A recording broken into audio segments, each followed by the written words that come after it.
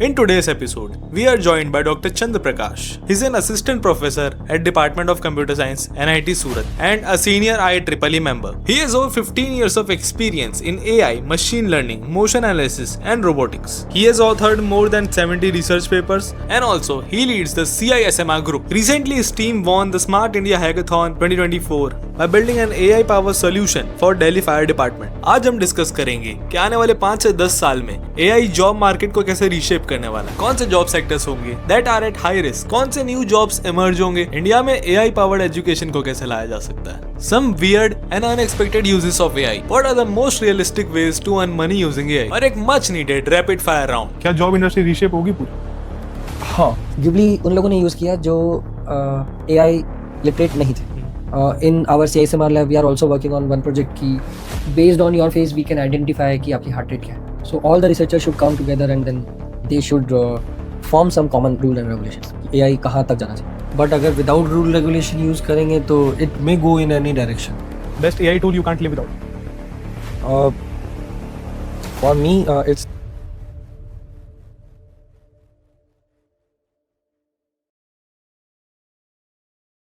AI artificial intelligence. इसको समझने के लिए हमें we need to understand कि how actually human intelligence work. So human intelligence is when we learn something, right? We understand it and then we repeat the same task in a more constructive way. So same thing we try to do with the our machines. जब हम machine को वही चीज़ सोचने समझने और उनको कुछ decision लेने की जब पावर आ जाती है तो उसको हम आर्टिफिशियल इंटेलिजेंस बोलते हैं. जैसे कि आपका मोबाइल है या आपका कंप्यूटर है, अगर वो अपने आप सोचे समझे और कुछ डिसीजन भी ले तो उस पूरे प्रोसेस को हम कहेंगे कि ये जो सिस्टम है ये AI बेस्ड सिस्टम है. इसका बहुत पहले अगर मैं एक एग्जांपल दूं आपको, हम सब ने महाभारत देखी तो महाभारत में संजय का एक किरदार था और संजय के पास क्या पावर थी कि वो बैठे बैठे कुरुक्षेत्र में जो हो रहा था वो देख सकता था और वहाँ क्या हो रहा है वो सब उसने बताया धृतराष्ट्र को. तो ये माना जाता है कि उसके पास एक पावर थी. ये सेम पावर आज के टाइम में हम बात करें तो हमारे AI ने जो हमारे नॉर्मल पीपल हैं, कॉमन पीपल, उनको दे दी है. कैसे? आप जो वीडियो चैट करते हैं तो आप चाहे 1000 किलोमीटर दूर हो, आप अपने सगे संबंधियों से, दोस्तों से, फ्रेंड्स से जो है बात भी कर सकते हैं, उनको डिस्कस भी कर सकते हैं. तो AI जो है मैं यही कहूँगा कि जो पावर जो कुछ लोगों के पास मानी जाती थी कि है बहुत सदियों पहले, वो अब हमने हर नॉर्मल इंसान, हर कॉमन पीपल को दे दी है और उसका एक माध्यम है हमारा AI. ठीक है सर, जॉब्स पे बात करते हैं. अब हर जगह जॉब्स के वो डर लगा हुआ है लोगों को कि AI जॉब्स ले रहा है. आगे आने वाले 5-10 साल में कौन सी जॉब्स हो सकती हैं जो चली जाएं, कौन सी हो सकता है रह जाए? क्या जॉब इंडस्ट्री रीशेप होगी पूरी? हाँ, समय के साथ ये हमने देखा भी है कि बहुत बार रिफॉर्म्स हुए हैं जॉब इंडस्ट्री में भी. As you can see when the internet was first launch, तो उस टाइम ये बहुत ज़्यादा खतरा था कि अब क्या होगा हमारी जॉब्स का. लेकिन अब हम जानते हैं कि नए तरह की जॉब्स क्रिएट हो गई हैं और ये हमेशा से एक हिस्ट्री ही रही है कि जब भी टेक्नोलॉजी आती है तो वो जॉब्स क्रिएट करती ही हैं, बट वो जो ट्रांजिशन होता है इट इज़ वेरी पेनफुल. चाहो तो आप कैलकुलेटर की बात करो तो जब कैलकुलेटर आया तो लोगों ने जो स्ट्राइक कर दी कि अब हमारा क्या होगा, हम जो कैलकुलेट करते हैं. बट नाउडेज वी नो कि calculator is a tool, assistive tool. Likewise internet आया और अब जो AI आ रहा है ये भी अब एक असिस्टिव टूल की तरह ही हमारे काम करेगा. तो बहुत से नए रोल्स जो अभी तक नहीं हैं वो हमें 5-10 साल में दिखाई देंगे. जैसे कि AI जो है वो रिपीटेटिव टास्क बेस्ड जो जॉब्स है हमारी, या फिर जैसे हमारा कस्टमर केयर बेस्ड जॉब्स हैं, इन पे काफ़ी बड़ा खतरा है. लेकिन साथ ही साथ ये आपको नई जॉब्स भी जनरेट करके देगा. जैसे कि हमारा हो गया है जनरेटिव AI कंटेंट मैनेजर आजकल, क्योंकि जब हम AI की बात करते हैं तो नॉर्मली हमें याद आता है ChatGPT, राइट? सो उससे जो कंटेंट आया, it is it fair content, authenticate content, उसको वेरीफाई करने उसको के वेरीफाई करने का प्रॉम्प्ट इंजीनियरिंग Prompt चल ही रहा है engineering, आजकल, हमारे स्टूडेंट भी प्रॉम्प्ट इंजीनियरिंग के लिए ही जा रहे हैं आजकल, जो इंडस्ट्री में जा रहे हैं। इसके साथ ही हमारे पास जो साइबर सिक्योरिटी रिलेटेड जॉब्स हैं, जो रोबोटिक्स और ऑटोमेशन इंजीनियरिंग की जॉब्स हैं, इन सब में हमें बदलाव नजर आएगा। नहीं, जैसे आपने प्रॉम्प्ट इंजीनियरिंग की बात की, उसकी तो बहुत आगे डिमांड बढ़ेगी, क्योंकि अभी भी अगर मैं जैसे वीडियो जनरेट करता हूँ, मैं नॉर्मल अगर प्रॉम्प्ट डालूंगा तो नॉर्मल वीडियो देगा जेमिनी या चैट जीपीटी। अगर मैं जेसन प्रॉम्प्ट डालता हूँ, अभी जेसन प्रॉम्प्ट नवा है, तो वो डिटेल प्रॉम्प्ट होता है, इमोशंस, लाइटिंग, सब कुछ वो डिस्क्राइब कर देता है, तो उससे एकदम अलग ही वीडियो जनरेट होकर आती है। प्रॉम्प्ट इंजीनियरिंग में तो स्कोप है आज के टाइम पे। तो कंटेंट राइटिंग का भी एक अलग ही अब स्कोप बढ़ रहा है इससे। मोस्टली कौन से टाइप के सेक्टर होगा जिसको दिक्कत हो सकती है इससे, और कौन से सेक्टर को फायदा हो जाएगा? जैसा मैंने बताया कि जहाँ पे रिपीटेटिव टास्क है, तो जहाँ जो भी इंडस्ट्री जहाँ रिपीटेटिव टास्क हैं, जैसे कि कोई हमारी मैन्युफैक्चरिंग यूनिट्स हैं, पाइपलाइनिंग है उसके अंदर, जो फ्रंट यूजर्स हैं हमारे, जैसे कि आप किसी भी इंडस्ट्री में जाते हो तो जो हमारे फर्स्ट पॉइंट ऑफ कॉन्टेक्ट हैं, वो सब अब धीरे धीरे हम AI बेस्ड जो सिस्टम से रिप्लेस कर रहे हैं। हमारे जो कस्टमर केयर हैं, वो भी हम चैट जीपीटी की तरह से के ही तरह, जैसे कि हम अब आजकल कुछ चैट बॉक्स जिसे बोलते हैं, या 24/7 हमारे AI असिस्टिव सिस्टम्स रहते हैं, उनको जगह मिल रही है, तो उसकी जगह जो हमारे कॉल सेंटर वाले जो लोग हैं, उन पे खतरा ज्यादा है। अभी कल परसों ही वो माइक्रोसॉफ्ट का भी एक रिपोर्ट आई थी, उसमें उन्होंने 40 जॉब सीधी बता दी कि ये सब पे खतरा है आगे के टाइम पे, तो पहले ही अगर इसमें हो तो थोड़ा या तो AI सीख लो या तो शिफ्ट हो जाओ। हाँ, ये बहुत सही टाइम है कि आप जो है AI को ये देखिए कि आप whatever is your domain, right, I will say कि in today's world it's like a T. जैसा टी में हमारा एक वर्टिकल बार है, तो vertical bar is your domain, so it's not necessary that you are an engineer or you know coding. आप अपनी field में अगर इन डेप्थ आपको नॉलेज है तो वो इम्पोर्टेंट है। दूसरा जो टी का ऊपर वाला पार्ट है, उसको आप समझिए कि दैट इज AI लिटरेसी।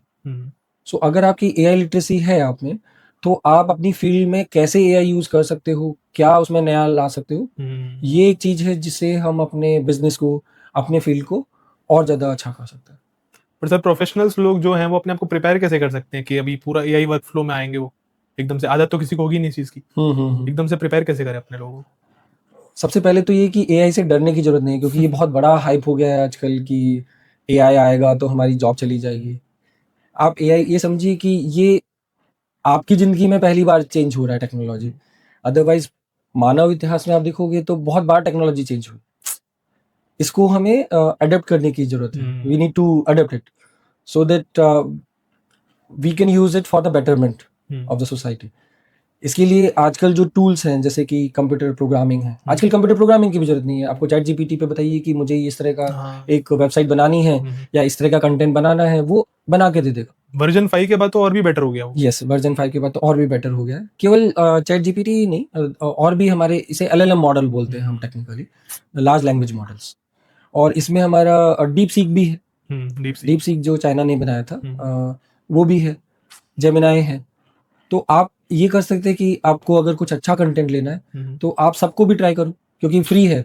और अभी रिसेंटली ओपन AI और जेमिनी, ये दोनों इंडियन यूजर्स के लिए तो फ्री ऑफ कॉस्ट। इंडियंस में चैट जीपीटी ने पहली बार UPI ऐड किया, नहीं तो और कोई कंट्री के लिए वो नहीं है। डेबिट कार्ड यूज करो, उनको पता है कि इंडिया में लोग क्रेडिट कार्ड, डेबिट कार्ड इतना नहीं ले रहे, UPI सबके पास है, और उसके प्राइस रिड्यूस कर दिए। बाकी सब जगह 2000 प्राइस है, इंडिया में 400 हो गया उसका। तो इंडियन मार्केट को देख के कुछ ज्यादा उनको बिजनेस दिख रहा है। अगर हम बात करें इंडियंस में, तो हमारे क्या है, एडेप्टेबिलिटी बड़ी शानदार है, बिकॉज ऑफ द यूथ, कि कोई भी नई चीज आती है, we try to have look on that, we try to experiment with it. जैसे अभी आपको अगर याद हो, कुछ दिनों पहले एक आया था जिसमें आप फोटो अपलोड कर सकते थे, राइट, क्या बोलते थे उसे, Ghibli art. Yes, Ghibli art. तो उसमें क्या किया कि सबसे ज्यादा यूजर इंडिया के थे। चैट जीपीटी भी इंडिया के काफी यूजर्स हैं। तो इन सब मॉडल्स को क्या चाहिए, डेटा, और वो डेटा हम फ्री में दे देते हैं। उसके लिए कोई पैसा लगता नहीं है। अदरवाइज इनको ट्रेन करने के लिए तो आपको एक बहुत बड़ा रिसोर्स चाहिए। सो कंपनीज क्या करती हैं, they give these free to us. और ये बोला भी गया है कि if you are not spending money on something, then you are the product. तो वही चीज है कि right now we are the product for them, और उसी को वो हमारे मॉडल पे ही, हमारे डेटा ट्रेनिंग में यूज डेटा में ही से ही ट्रेन करेगी, और बाद में वो हम ही से चार्ज करते हैं. अच्छा, एआई जितने जॉब्स क्रिएट करेगा वो ज्यादा होंगे, रिप्लेस करेंगे उससे? मैं ये बोलूंगा कि वो रिप्लेस तो नहीं करेगा, but it will be transformation, और वो ज्यादा ही होंगे. हिस्ट्री में हमेशा दिखाया ही है कि टेक्नोलॉजी जब भी चेंज हुई है तो ज्यादा ही क्रिएट हुई है. गए हैं उससे ज्यादा क्रिएट हो जाएंगे. गए हैं उससे ज्यादा ही क्रिएट हुई है. The only thing is that we need to adopt according to the new technology. हमारी जो स्किल है वो हमें चेंज करनी पड़ेगी. अगर आज भी हम पुरानी तरीके से ही सीख रहे हैं तो वो 20वीं शताब्दी में तो काम करता था, but in today's generation, 21st generation, it will not work. उसके साथ साथ हमें देखना पड़ेगा कि जो नई चीज आ रही है, एआई ऑडिटर, हमने पहले कभी नाम ही नहीं सुना था, बट आजकल एआई ऑडिटर है, प्रॉम्प्ट इंजीनियर्स की भी जरूरत है, एआई वर्चुअल असिस्टेंट डेवलपर भी आ रहे हैं. ये सारे वो पर्टिकुलर प्रोफाइल्स हैं, वो रोल्स हैं जो पहले नहीं थे. ये क्या करते हैं वर्चुअल असिस्टेंट डेवलपर? ये वर्चुअल असिस्टेंट डेवलपर आप ये समझिए कि आपने लेट्स से ये हमारा सेटअप है. अब मैं एक फर्नीचर इंडस्ट्री से बिलोंग करता हूँ, तो मेरे पास एक टेंडर आया कि this is the room, this is the size, now suggest me that what is the best possible way to come up with a furniture setting in this. One way is that कि मैं सारा का सारा furniture लाऊं, then I place it over here and then see.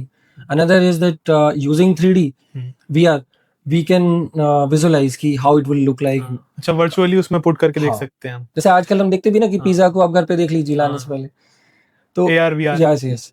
तो ये अब धीरे धीरे VR की तरफ भी जा रहे हैं हम लोग. तो वहाँ एप्पल का एक वो प्रोडक्ट भी आया था, वो चला नहीं, अलग बात है, क्योंकि लोगों को क्या वो चक्कर आने लग गए थे. धीरे धीरे कोई भी नई टेक्निक आती है ना तो उसको टाइम लगता है अडॉप्ट करने में. एक बार यूज टू होंगे तो फिर चालू हो जाता. और एआई ऑडिटर क्या करता है?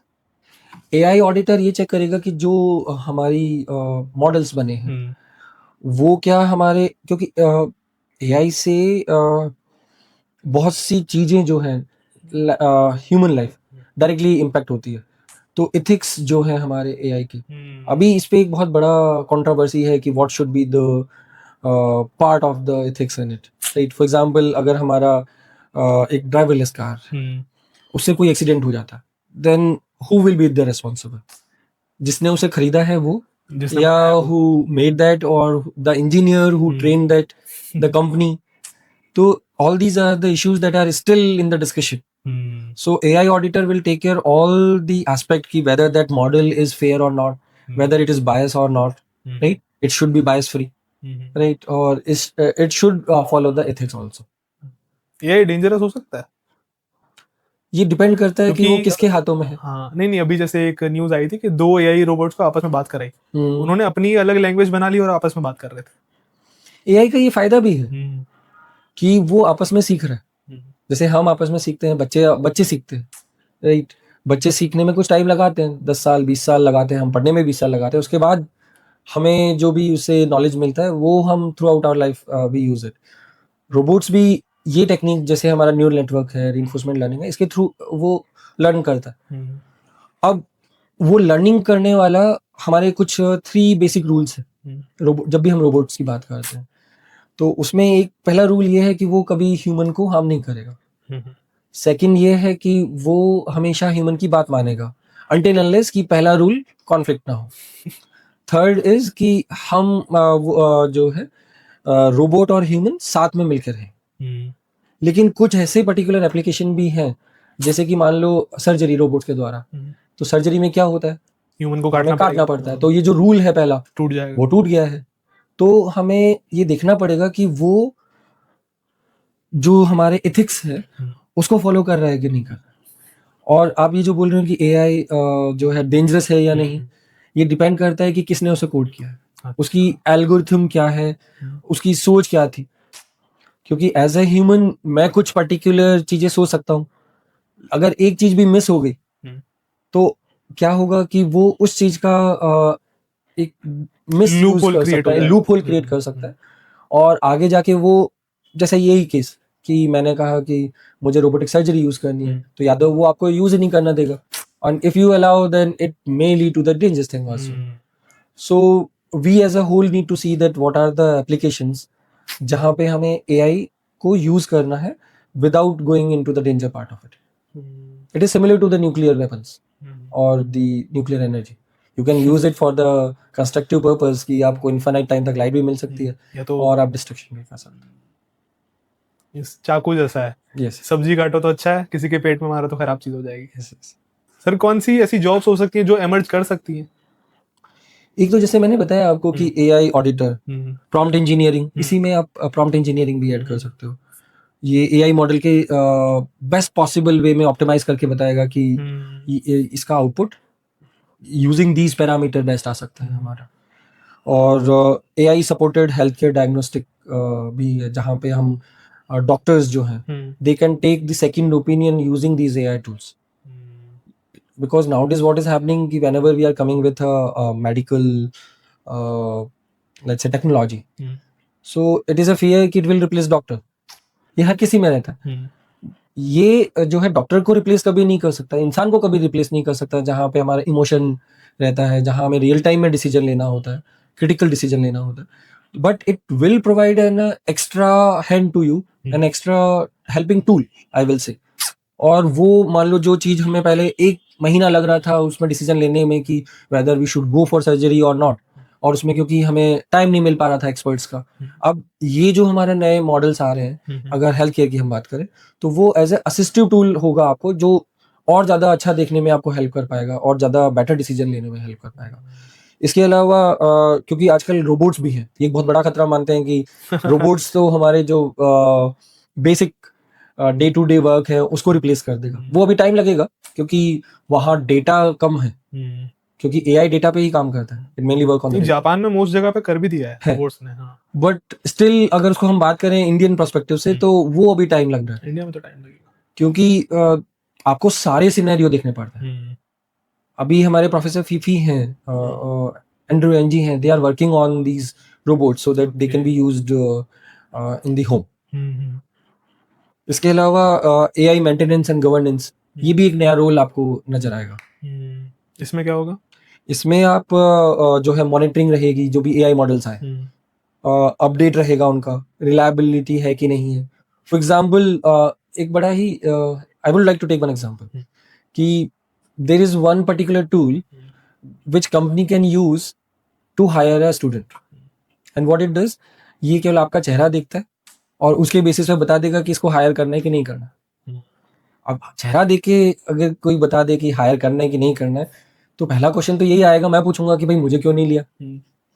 तो वो सिस्टम को जब अगर हम रियल टाइम में यूज करना चाह रहे हैं, तो उसकी वैलिडिटी क्या है, बायसनेस है कि वो फेयर है, ये सारी चीजें हमें देखनी किस चीजों को देख के वो डिसाइड कर रहा है. Yes yes. तो उन सब के लिए जैसे अभी हम बात करते हैं कि ये कैमरा ही लीजिए, अब ये कैमरा खराब हो गया तो अब हमारे पास जो है मैकेनिक है जो उसको थोड़ा ठीक करता है, टेक्नीशियंस है. लाइकवाइज जब AI बेस्ड हमारे सारे मॉडल आ जाएंगे, तो वो हमारे AI मेंटेनेंस का काम करें. अगर कोई स्टूडेंट्स कॉलेज में जैसे पढ़ रहे हैं, उनको कौन सी AI स्किल सीखनी चाहिए जिससे उनको आगे वैल्यूएबल रहे फ्यूचर? आज का जो स्टूडेंट आ रहा है हमारे स्कूल कॉलेज में, तो ऑलरेडी वो ChatGPT जानता है. वो जानता है कि कोई भी प्रॉब्लम हो तो उसे सर्च करो. ठीक. अब इसको मैं दो एस्पेक्ट में डिवाइड करता हूँ इस प्रॉब्लम को. फर्स्ट इज कि student with the technical background, right, and without technical means engineering I am saying. तो अगर आपको AI की भाषा सीखनी है, तो आजकल जो है वो Python, it is very popular, so you should know Python. Then along with that, because AI work on the data, तो हमें also we need to know that how to use the data handling part in it. So data handling हमें आना चाहिए, and for storage we are using cloud, so we should know what is cloud computing, how to use the those concepts that are there in the cloud computing. और इनके साथ हमें थोड़ा AI ethics के बारे में भी पता। अगर इन तीनों के बारे में हमें अच्छे से आता है तीनों, तो हम एआई पे एक अच्छा स्ट्रॉन्ग होल्ड रख सकते हैं। And I will say that in future सिर्फ नौकरी नहीं ढूंढेंगे अगर आपके पास ये सारी स्किल्स है। एआई का इस्तेमाल करके आप खुद डेवलप कर सकते हो, खुद जनरेट कर सकते हो jobs. I always say to my student that AI is not just for the coding, it's a way of problem solving. जो छात्र जो स्टूडेंट डेटा से या चैट जीपीटी से they know that how to ask a question better and how to get the answer, a better answer out of it, they will definitely have some edge as compared to others. I would like to take one example over here that few student from my course last year they come up with a AI based automatic pill dispenser. And when they sit in the interview और उन्होंने अपने projects के बारे में थोड़ा बताया, right, they were able to explain it in a very beautiful way, right, and technical way, and company easily hired them. Later on they came to me and they said that, sir, it was that project, because of that we got a chance into this big company.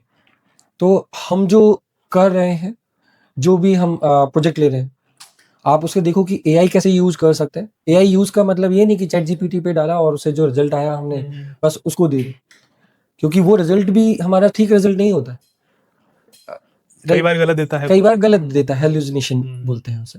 आप you can ask the chat GPT कि भाई जो आपने result दिया it is a correct one और not, it will again search. So we need to understand कि it's only a tool. Here I would like to say one thing कि पहले हमारे पास जो एजुकेशन सिस्टम था उसमें क्या होता था कि we use to read one book in one course throughout the whole semester, right. फिर जैसे हमारे पास आईटी टेक्निक्स आई तो we use to have the soft copies, so we can come up with the PPTs. हाँ, तो उससे हमारे एक बुक की जगह 2 किताबें आ गई, मल्टीपल बुक्स आ गई। और आज के टाइम में जब हम चैट जीपीटी या एलएलएम मॉडल्स हम यूज करते हैं, तो वो क्या होता है कि हमारे 100,000 बुक्स का एक साथ कलेक्शन है। तो आपका जो नॉलेज है वो उन सारों का एक कॉम्बिनेशन है। So you have more knowledge as compare to the previous generation because of all these models. Now it's up to us कि हमें थोड़ा वो वैलिडेट भी करना पड़ेगा कि जो रिजल्ट आ रहा है वो ठीक है कि नहीं। ठीक है, तो मुझे लगता है कि जो अगर टेक्निकल स्टूडेंट हैं तो उनको थोड़ा बेसिक में जाना चाहिए, मैथ्स के स्टैटिक्स आना चाहिए थोड़ा। उन्हें देखना चाहिए कि जो ये बेसिक मॉडल क्या है, हमारे फाउंडेशन मॉडल्स हैं, जो how neural network work, how deep learning works, right, what are the methods for the data handling.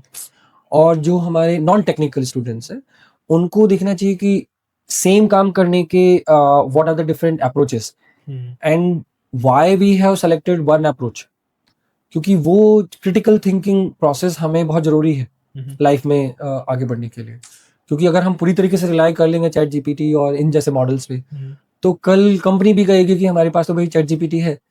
जब आप 10 या 100 बुक एक साथ पढ़ सकते हो, एक सेमेस्टर में आप पढ़ाई जा सकती है उसका कॉम्बिनेशन, तो जो काम पहले 10 लोग कर रहे थे वो हमारा एक चैट जीपीटी भी कर सकता है।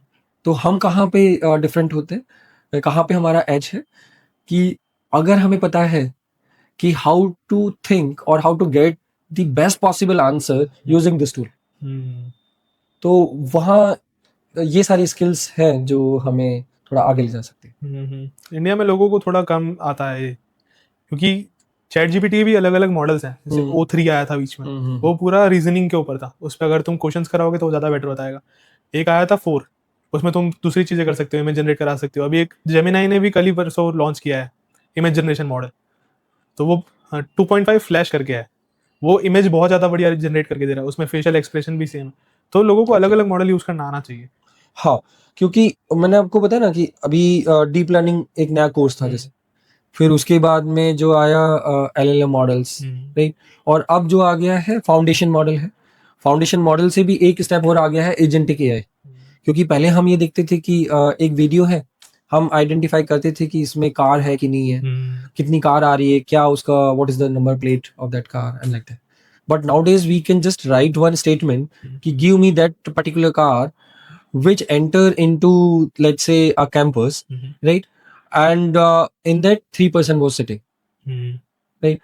And they were having one of them wearing the eyeglasses या sunglasses.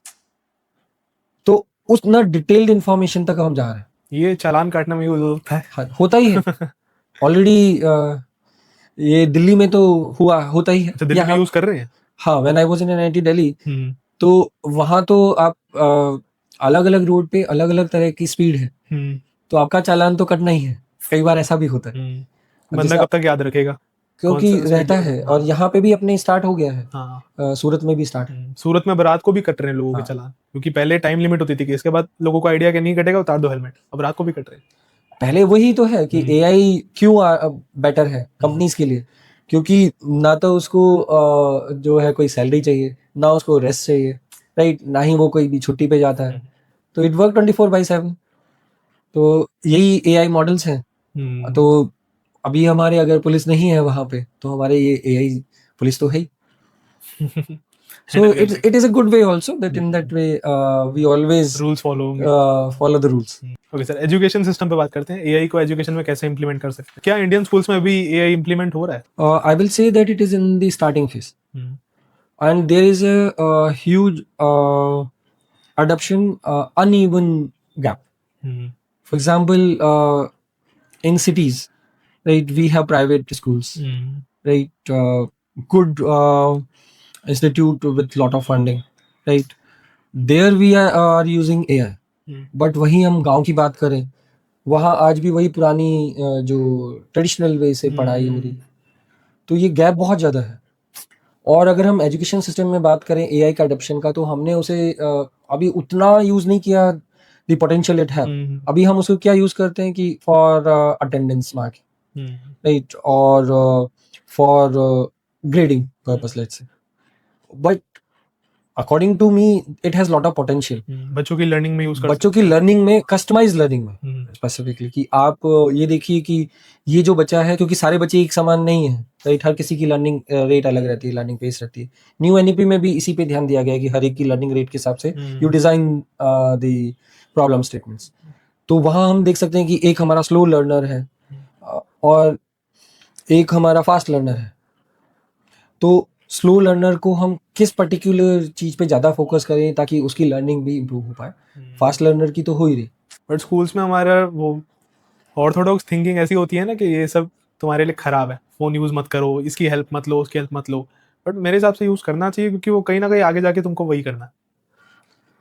फोन यूज करने के अलग अलग वे हैं. हाँ. One is just we scroll, वो डिस्ट्रक्टिव वे हो गया. वो डिस्ट्रक्टिव वे है.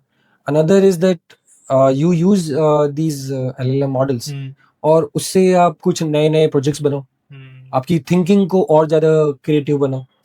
आजकल हो क्या रहा है स्कूल में भी, बच्चों में खासकर, कि जैसे ही कुछ हमें लेट्स से ऐसे दिया जा रहा है किसी चीज पे, तो without thinking we put it in the chat GPT और उसने हमें कंटेंट दे दिया. अब हमें लगता है कि ये कुछ जादू होके आया है और ये जो बोलेगा ये ठीक ही, तो हम उसको एज इट इज लिख लेते हैं. उसमें हमने, मैं ये नहीं कहता कि इसे यूज नहीं करो, यूज इट. और ये केवल स्कूल के बच्चे ही नहीं, ये हमारे कॉलेज के बच्चे भी कर रहे हैं.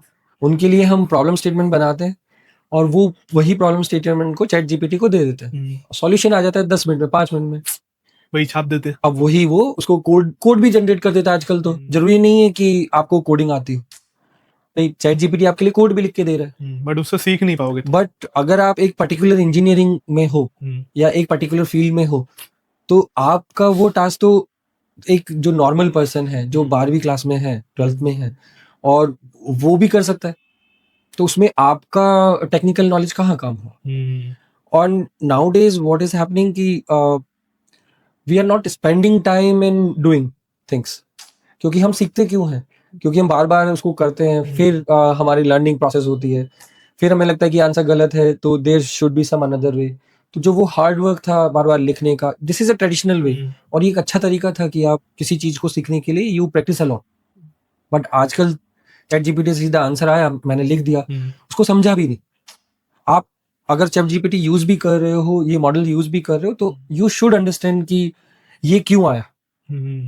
तो एटलीस्ट आपको अपने इन्फ्रेंस लिखना चाहिए कि भाई ये जो मैंने किया, because nowadays we can not restrict students, right, और anybody, even teacher are also using. तो हम रेस्ट्रिक्ट तो नहीं कर सकते, लेकिन हमें ये दिखना पड़ेगा कि how we can use these model as a assistive tool. एक ऐसा दोस्त जो बहुत अच्छा